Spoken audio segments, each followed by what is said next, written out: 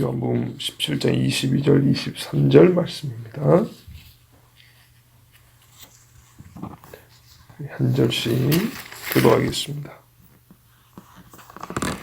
내게 주신 영광을 내가 그들에게 주었사오니 이는 우리가 하나가 된 것 같이 그들도 하나가 되게 하려 함이니이다. 곧 내가 그들 안에 있고 아버지께서 내 안에 계시어 그들로 온전함을 이루어 하나가 되게 하려 함은 아버지께서 나를 보내신 것과 또 나를 사랑하심 같이 그들도 사랑하신 것을 세상으로 알게 하려 함이로소이다. 아멘. 예수님은 성육신한 하나님 보혜사로서 가진 영광을 제자들에게 주셨습니다. 오늘 내게 주신 영광을 내가 그들에게 주었다 그랬죠. 그래서 제자들이 하는 일마다 우리 주님 영광을 받으시고 또한 제자들도 영광을 얻게 되었습니다. 제자들이 이 세상에서는 맛볼 수 없는 영광을, 이 세상에서 난 것으로부터는 취할 수 없는 영광을 맛본 적이 있는데 그것은 예수 이름을 가지고 살 때였습니다. 예루살렘 3,000명, 5,000명씩 구원을 얻고 주님께 돌아올 때 그 얼마나 영광스러운 일입니까? 감히 이 작은 죄인이 예수님을 대적했던 사람이 변화되어 가지고 입을 열었는데 몇천 명이 주님 앞에 돌아온다. 이 기쁨을 맛본다는 것은 제자들이 이 땅에서 예수 이름으로 얻는 영광이었습니다. 바울도 그러잖아요. 데살로니가 교인들을 향해서 당신들은 내가 주님 앞에 설 때 영광이다. 이렇게 말합니다. 자, 주님이 자기 영광을 제자들에게 나눠주신 것은요. 성경 말씀대로 같이 상속자 된 자들이기 때문입니다. 로마서 8장 17절에 자녀이면 또한 상속자 곧 하나님의 상속자요 그리스도와 함께한 상속자니 우리가 그와 함께 영광을 받기 위하여 고난도 함께 받아야 할 것이니라. 이 말씀의 이 주제는 고난입니다. 그리스도와 함께 얻는 고난인데 이 안에 들어있는 사실이 뭐냐면 그리스도와 함께 영광을 누린다는 겁니다. 그리스도와 함께 영광을 누리기 위하여 함께 고난을 받아야 된다고 고난을 마다하지 말라인데 분명하게 사실은 뭐냐면 그리스도를 믿는 사람은 함께 고난을 받고 함께 영광을 받는다는 겁니다. 이것이 제 예수님이 하신 말씀 그대로인데 내가 그들에게 영광을 주었다 이렇게 말합니다. 그래서 그리스도와 함께한 사람들은 그리스도와 함께 반드시 영광도 받습니다. 그 전에 있어야 될 것들을 생략하면 있죠. 고난을 함께 받고 영광도 함께 받습니다. 이 영광 교리적으로 우리가 영화라 그러죠. 성화, 영화 말씀 들어보셨죠? 예. 8장 로마서 8장 30절 말씀과 병행하는데 또 미리 정하신 그들을 또한 부르시고 부르신 그들을 또한 의롭다 하시고 의롭다 하신 그들을 또한 영화롭게 하셨느니라. 아마 예적부터 교리를 배울 때 많이 들어보는 영화롭게 하셨다. 바로 그 말입니다. 이 영화롭게 되는 것이 주께서 자기의 영광을 우리에게 주셨기 때문에 영광을 얻는다는 겁니다. 그러면 이 영광을 얻기에 필요한 하나의 필수 과정이 뭐냐면 고난도 함께 받아야 된다는 겁니다. 고난과 함께 영광. 예수님도 본래의 영광을 버리고 오시고 이 땅에 육신을 입은 중보자로서 고난을 받으시고 중보자로서의 영광을 취하신 것 같이 예수 그리스도를 믿는 사람 우리가 이 땅에서 예수와 함께 육체로서 고난을 받고 영광을 받습니다. 그런데 이 영광도 감히 우리가 어떻게 얻는다고 주라고 할 수 있겠습니까? 우리 주님이 주셨기 때문에 받는다는 겁니다.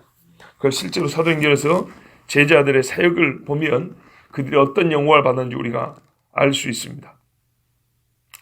자, 이 말씀에서 분명한 것은 예수님은 제자들의 사명만 줄 뿐 아니라 하나님 나라의 일꾼된 그들에게 합당한 존귀와 영광을 주신다는 겁니다. 신자들이 복음을 전할 때 왕같은 제사장으로 분명히 왕같은 제사장의 직무를 감당할 때 왕같이 여김을 받음이 있습니다. 이스라엘이 이스라엘답게 살 때는 항상 주변 나라 사람들이 이스라엘을 칭송하고 높였습니다. 신자도 마찬가지입니다. 우리가 그리스도인으로 살면 어려움도 있지만 사람들이 우리를 핍박하면서도 존대를 해줍니다. 미워하면서도 과연 그리스도인이라고 우리가 정말 듣고 싶은 그런 이름을 붙여줍니다. 자, 이렇게 영광을 주신 목적이 뭐냐 하면 이어지는 말씀에 이는 우리가 하나가 된 것 같이 그들도 하나가 되게 하려 함이니이다 그랬어요. 성부 성자의 하나됨과 같은 거룩한 연합, 어떤 거리낌도 없는 친밀함과 완벽한 신뢰와 완전한 사랑의 연합을 이루게 하여 영광도 주셨다 그랬습니다. 참 놀라운 이야기입니다. 하나 된 결과 영광을 얻는다는 게 아니고 영광을 얻어서 하나가 된다 하는 겁니다. 그렇지 않습니까? 영광을 주었는데 왜냐하면 하나가 되게 하려고. 자, 왜 그러냐면요. 영광을 얻는 것은 개인적으로 가능합니다. 각 신자가. 그러니까 연합이라는 것은 둘 이상의 신자가 있을 때 이야기입니다. 다시 말하면 그리스도께서 얻은 영광을 함께 얻을 정도의 믿음의 사람들이 여럿 있을 때 그 영광을 얻은 사람이 여럿 있을 때 주님은 무엇을 원하냐면 그리스도가 주신 영광을 받은 사람들끼리의 하나됨을 원한다는 겁니다. 참 중요하죠. 이게 그리스도의 영광을 얻을 정도의 사람들 간의 연합을 원하시고 신자의 연합에서는 뭘 찾을 수 있냐면 그리스도가 주신 영광을 신자들의 모임에서는 찾을 수 있어야 된다는 것.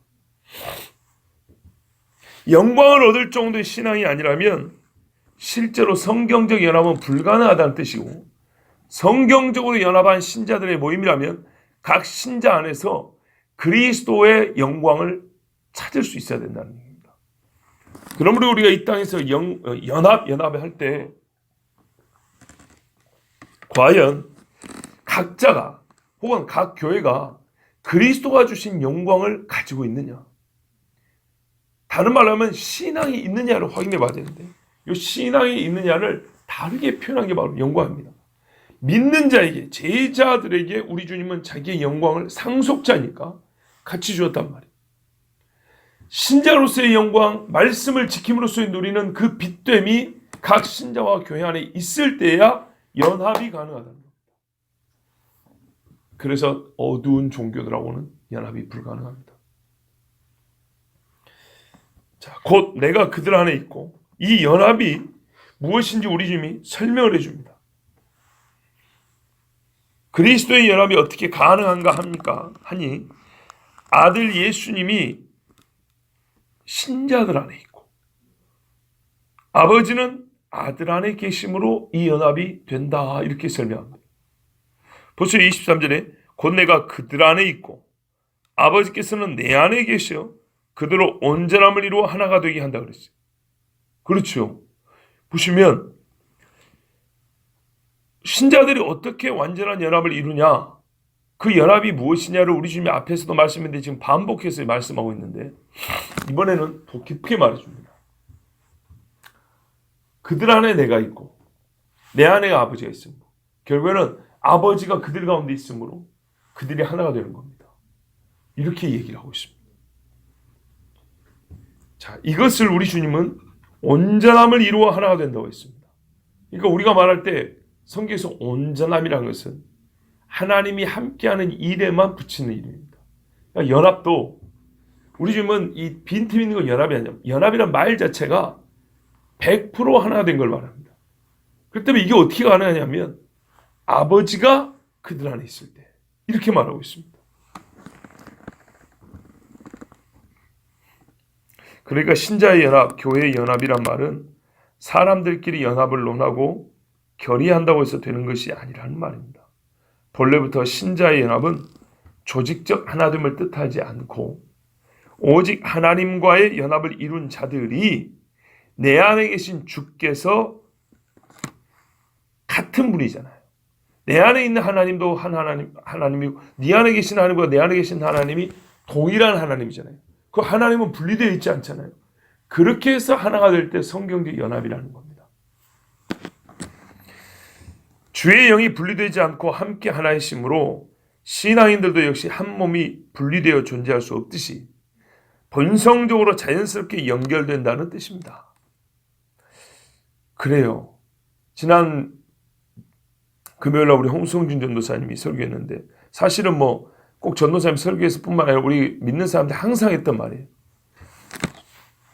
이 무슨 연합, 무슨 회라는 것을 조제하기도 전에 이 신앙인들이 신앙이 일치한다는 것을 느낄 때는 말이죠. 눈에 보이는 가시적 연합체를 만들기도 전에 단방에 니와 내가 하나라는 걸 느껴버려요. 그때 참 저한테는 약간 민망한 소리가 한데 전사님 뭔 얘기냐면 지난 주일에 그 에밀 목사님이 간증을 하고 맨 마지막에 이런 말을 했어요. 여기 있는 한 목사가 이렇게 저를 얘기하는 거예요. 저하고 밥 먹고 나서 잠깐 얘기한 것밖에 없는데 우리는 통하는 게 있다. 뭐 아는 게 있다. 우리가 뭐 몇 년 사귄 것도 아니고 몇 분 봤는데 바로 이런 이야기라 전도사님이 그렇게 얘기했어요. 바로 그건 중국 가서 본 분도 마찬가지.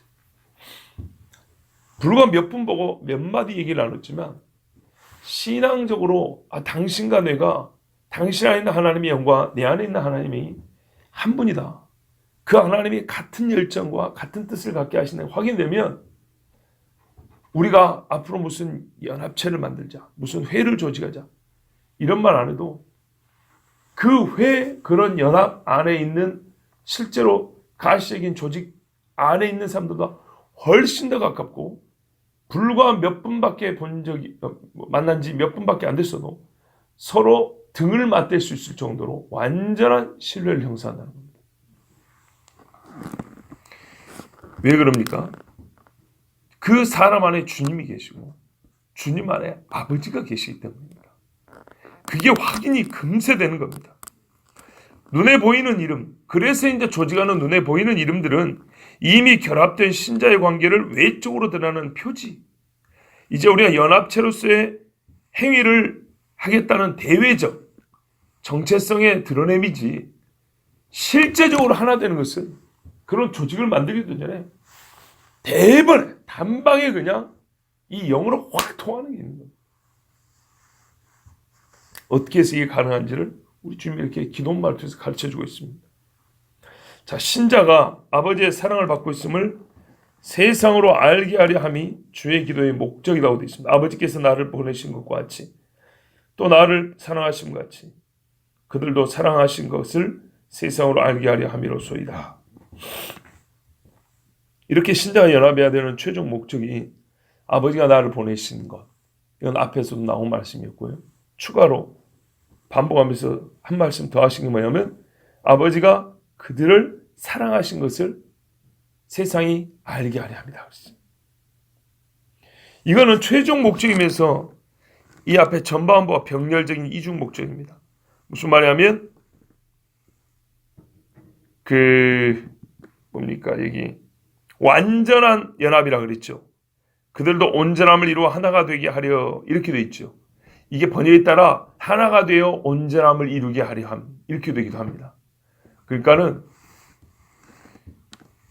성도로 하나가 되게 하는 것은 성도들로서 이 땅을 살아갈 때 그 성도의 하나님이 주시고 있는 성도됨의 완전함 그거를 주례함이기도 하고 그래서 그것을 보고 세상 사람들이 저 사람들이 하나님께 사랑받는 사람들이구나 라는 것을 알게 하려 합니다.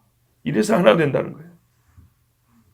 정리하면 예수님은 자기가 받은 영광을 신자에게 주십니다. 그 영광을 받은 신자들이 연합을 이루고 이는 아버지와 아들의 연합과 같은 성질의 연합으로서 이 연합을 보고 세상은 신자들이 아버지의 사랑을 받는 자임을 알게 됩니다. 예수님을 사랑하는 것과 같이 똑같이 사랑하는 걸 알게 됩니다. 이게 그래서 우리가 하나 될 필요가 있습니다. 신앙이 똑같은 사람들끼리 모여있으면 세상 사람들이 보고 저 사람들이 하나님께 사랑받는 예수 믿는 사람들이구나 이렇게 말한다는 겁니다. 우리가 13장에는 너희가 서로 사랑하면 세상에 너희가 내 제자인 줄 알리라 그랬어요. 너희 한 사람 한 사람이 나의 제자라는 것을 너희가 서로 사랑할 때 세상이 알게 된다고 했어요. 그런데 우리 17장에는 21절에 그들이 하나가 되면, 즉 제자들 너희가 하나가 되면 아버지께서 나를 보내신 것을 믿을 수 있다.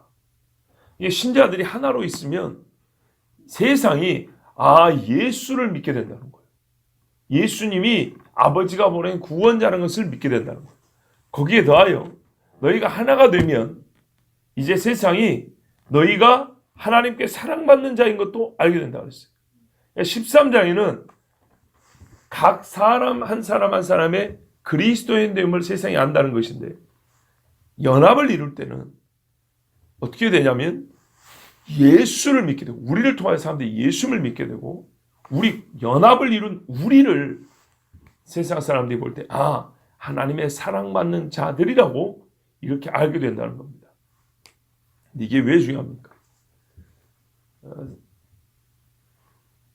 너희가 서로 연합하면 세상이 나를 믿게 될 것이다 그랬는데 어떻게 믿게 되죠? 신자들의 말을 듣고 믿습니다. 그러니까 이게 중요합니다. 너희가 완전히 신앙으로 하나님의 영으로 하나가 되면 너희가 하나님께 사랑받는 자인 줄, 즉 하나님의 영이 있어서 하나님의 모든 선물이 주어지고 그 은혜가 풍성하게 거하는 자인 줄 알게 된다는 거예요. 그러면 어떻게 돼요? 우리를 통하여 예수님을 믿게 되는 거예요. 그러니까 교회가 분열이 있지 아니하고 싸우지 아니하고 진리와 성령으로 하나가 되는 것은 매우 중요합니다. 딴소리가 나오면 안 돼요. 새 가족이 왔는데 억지로 무슨 없는 좋은 것들을 만들어내라는 게 아니에요. 절대 그런 건 아니에요. 우리가 해야 될 이야기는 뭐냐면요, 사소한 이야기, 개인적인 어떤 만족과 불만족의 얘기가 아니고 진짜로 중요한 이야기예요. 교회가 어떤 곳이냐, 우리 신앙 공동체는 어떤 신앙 공동체냐를 얘기를 해주는 소리가 같아야 된다는 거예요. 우리는 그냥 밥 먹으러 모인 사람이다. 아니다, 우리는 친목을 위해서 모인 사람이다. 아니다, 우리는 예수를 믿기 위해서 모인 사람이다. 이게 다르면 안 된다고. 자, 예수를 믿는데 우리는 주님 오심을 기다린 교회다. 우리는 별로 그런 신경 안 쓰고 그냥 이 땅에 사는 동안에 복이나 받자고 예수 믿는 사람이다. 이러면 어떻게 될까요? 교회 남아있을 사람이 없습니다. 우리가 성경적인 가르침, 성경의 가르침에 입각하여 완전히 통일된 신앙을 가진 사람들로서 한 성령이 한 소원을 두고, 우리 비전이 일치라고 그러죠. 세상의 어떤 조직도 비전이 같지 않으면 절대로 하나가 되지 않습니다. 우리가 성경에 관한 비전이 그거잖아요. 요셉과 그 형들을 보세요. 개인적인 욕망들, 개인적인 그 성질과 자질의 품성의 부족함도 있었지만은 그들이 완전히 하나 될 때면 약속의 땅을 향한 비전이 하나 될 때입니다. 이것이 보일 때 이스라엘인 것이죠. 이것이 하나가 되었을 때 밖에 사람들이 저들을 이스라엘이라고 부릅니다. 12지파 하나하나 따로 떼어 부르지 않습니다. 이스라엘. 교회가 그렇습니다. 요셉같이 누가 먼저 비전을 가진 사람이 있을 수 있어요. 그걸 처음에는 모르는 분도 있을 수 있어요. 근데 시간이 지나고 하나님께서 그걸 공히 똑같이 가르쳐 주실 때는, 때가 되면 신앙적 비전의 일치가 있어야 되고 한 걸음으로 약속의 땅을 걸어 나가야 되는 겁니다. 이럴 때 이스라엘 있죠. 근데 보세요. 걸어 나가다가 광야에서 못 가겠다. 싫다. 거기는 우리가 갈 곳이 아니다. 이런 소리 하는 사람 어떻게 됐죠? 다 도태됩니다. 하나님이 다 멸망시켜버립니다. 그런데 결국에 그 약속을 끝까지 품은 자들이 그 땅에 들어갑니다. 이게 중요합니다. 그러니 답이 나와 있다면 우리가 어떻게 될까요? 애굽으로 돌리는 것이 우리의 비전인지, 어렵지만은 가나안 땅에 향해 가는 것이 우리의 비전인지, 이걸 확실해야 되고, 이 비전의 일치된 목소리가 대외적으로도 들릴 수 있어야 합니다. 이러면 어떻게 하냐? 밖에서 막대로 세상이 우리가 이 비전이 하나인 걸 보고 너희가 하나님의 비전을 갖고 있구나, 하나님의 사랑을 받아서 하나님이 너에게 소망과 꿈을 주셨구나, 그리고 그 소망과 꿈 안에는 중심에는 그리스도 예수가 있구나, 이렇게 되어 교회를 통하여 예수 그리스도를 믿게 됩니다. 그런데 이 비전이 확실하지 않으면 무슨 그런 것도 있죠. 막 교인 몇 명 그런 거 있잖아요. 숫자 늘리기가 비전이 되어버리고 땅 평수 늘리는 게 비전이 되고, 이런 거 아니에요. 그거는 거룩한 비전을 위하여 갈 때 하나님이 수반되어 주시는 복들이에요. 그 비전을 향해서 가니까 수도도 늘게 됐어요. 다윗과 같이 하나님 앞에 거룩하게 가니까 여호사밧처럼 가니까 군대도 강하게 되고 뭐 물질적으로 부족함이 없게 됐어요. 보세요 여러분. 농담이 아니라 우리가 교회 재정도 한번 봐보세요. 얼마나 큰 복을 받나. 우리 중에 요 근자에 부자 됐다는 사람 없죠? 없습니다. 근데 우리 교회가 교회 빚을 언제부터 갚은지 아세요? 15년부터입니다. 15년부터. 빚을 낸 것이 언제부터입니까? 빚을 내어가지고 빚을 갚기 시작하고 빚을 갚기 시작하여 지금까지가 거의 시간이 빚을 낸 것부터는 거의 반쯤 이후부터 갚은 겁니다. 근데 얼마나 많이 갚았는데 요즘에 빚 갚을 수 있는 교회가 별로 없습니다. 그래서 교회들이 세상 말로 줄줄이 무너질 위기에 있다는 겁니다. 우리나라 경제가 조금만 어려워지면요 은행들에서는 전부 다 자본 회수해야 합니다. 그럼 어떻게 될까요? 다시 대출 원금 갚으라 그럽니다. 대출 원금 갚으라 말이 떨어지면 개인이고 기업이고 교회고 줄줄이 무너지게 됐습니다. 그래서 빨리 빚을 청산하라고 지금 하나님께서 우리에게 여러 가지 사인을 줍니다. 하여튼 이 외에도 우리가 참 하나님께 이 땅을 얻은 것도 얼마나 큰 복인지 모릅니다.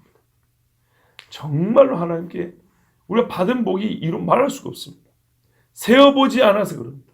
세어보면 정말로 많습니다. 우리가 그와 동시에 생각하는 바가 얼마나 달라졌는지 보십시오.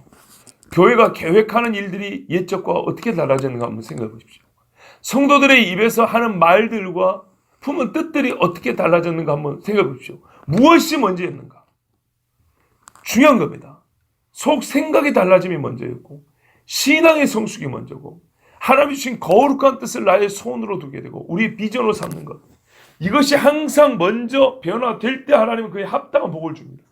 그것이 나타나고 있지 않습니까? 그렇다면 지금 어떻게 할까요? 더욱 부지런히 가야죠. 더욱 용기와 자신감을 가져야죠. 더욱 믿음을 가져야죠. 그래서 하나님이 저에게 주신 이 마음의 뜻이 겁니다. 성도들의 정말 피 같은 헌금을 가지고 세상의 이자, 이 세상 금융기관의 이자로 그걸 다 내버리다니 얼마나 아까운지 모릅니다. 당연히 남의 빚을 졌으니까 갚아야 되겠지만 원금은 당연히 갚아야 되지만 그걸 빨리 갚으면 어차피 남의 돈이니까 갚아야 돼. 우리가 떼먹을 거 아니잖아요. 그러면 안 되고 이자도 줄이고 교회가 훨씬 더 자유롭게 하나님이 뜻하신 일을 정말 우리 육체적 올무에 사슬에 얽매이지 아니하고 할 수 있다 이 말입니다. 그리고 그것이 이자 때문에 못하는 금액 얼마 때문에 못하는 정도가 아니라 1푼이라도 빚이 있으면 교회가 종로로 쓰라는데 세상의 종로를. 근데 여러분 이런 뜻을 우리가 그냥 왜 뭐 천천히 이자 얼마 안 되니까 갚으면 돼. 이런 생각은 하나님 주신 생각이 아니에요. 그건 개인 빚은 그렇게 하세요. 개인 빚은. 그러나 교회 빚은 다른 거예요. 하나님의 이름이 걸린 집이잖아요. 하나님의 일을 하겠다고 모인 사람들의 공동체잖아요. 제가 지금 빚만 가지고 있는데 다른 것도 할 수 있죠. 다른 것도 적용할 수 있죠. 정말 근데 이 모든 것들을 해나갈 수 있도록 이 뜻을 세우고 세상으로부터 올매 걸리지 않고 자유롭게 하나님의 교회가 사역하고 활동할 수 있도록 이런 생각을 갖게 하신 분도 하나님이라는 겁니다. 그리고 이의 뜻을 모으게 하신 분도 하나님이라는 겁니다. 이게 바로 하나의 연합의 증거입니다. 연합의 증거. 얼마나 감사한지 모릅니다. 그래서 거짓말 아니고 우리가 매주마다 하나님께서 주마다 우리를 사랑하신다는 증거를 보여주시는도다. 주마다 성령이 우리와 함께 하신다는 증거를 보여주시는도다. 그렇습니다. 뭐 실망스러운 일, 마음 아픈 일이 없어서 그럽니까? 아닙니다. 항상 역시 매주마다 있습니다. 그럼에도 불구하고 아프지만 하지 아니하고 희망도 주시고 소망도 주시는 일은 아픈 거는 내 죄 때문이요. 우리의 연약함 때문이요. 그럼에도 불구하고 아픔만 있지 아니하고 소망이 있는 것, 즐거움이 있는 것은 하나님이 우리에게 은혜를 주시고 우리가 정말 주님이 함께 하시는 신앙 공동체로 성장해 가고 있다는 증거입니다. 예, 우리 주님의 기도는 아직 온전히 성취되지 않았습니다. 앞으로 성취되어 가는 이야기고 이것이 언제 완전히 성취되냐면 주님 다시 오실 날입니다. 세상이 진실로 세상이 그리스도의 제자들이 하나님의 사랑받는 자임을 온전히 알게 되는 날은 주님 다시 오실 때입니다. 왜냐하면 여기서 성도의 연합, 교회의 연합이라는 것은 이방인들만을 말하지 않기 때문입니다. 이스라엘도 포함이 되는 겁니다. 당연한 이야기죠. 지금 이 기도를 먼저 듣고 있는 사람이 유대인 이스라엘입니다. 그들을 빼놓고 우리들끼리 교회라 이거는 어디까지나 부분적인 겁니다. 이 기도의 완전한 성취는 주님 다시 오실 때입니다. 다시 말씀드리지만 왜냐고요? 유대인 곧 이스라엘이 거룩한 교회로 세워질 때에 그리고 그 이스라엘의 교회와 이방인의 교회가 완전히 하나 될 때 세상 사람들 우와 저들은 하나님의 사랑받는 자들이구나 저기 하나님이 있구나 이렇게 인정하기 때문입니다. 예수님은 온 세상 성도들의 연합 이스라엘과 이방인 교회의 연합까지 내다보시며 곧 세상 끝을 내다보시며 기도하셨습니다. 우리가 바로 그 끄트머리에 살고 있습니다. 그래서 이 기도는 오늘 우리 시대에 성취되고 있고 우리가 이 성취를 위하여 함께 기도해야 합니다. 그런 측면에서 이스라엘 위하여 기도하기도 하고 그 어느 때마다도 우리 거룩한 신자들의 모임, 특별히 교회 안에서도 한 교회 안에서도 성도들의 연합이 주의 이름으로 주의 영으로 연합이 있어야 합니다. 그렇지 않으면 우리는 세상에 이길 수가 없습니다. 이 간교한 영들, 분리의 영에게 이길 수가 없습니다. 우리 주의 기도를 함께 우리의 기도말로 삼고 주여 우리 시대에 이루어 주시옵소서. 우리 교회에 이 기도를 완전히 성취해 주시옵소서. 그렇게 간절한 주의 뜻을 함께 품고 기도하면 주의 반드시 응답해 주실 줄로 믿습니다. 기도하겠습니다. 하나님 아버지 감사합니다. 우리를 보고 세상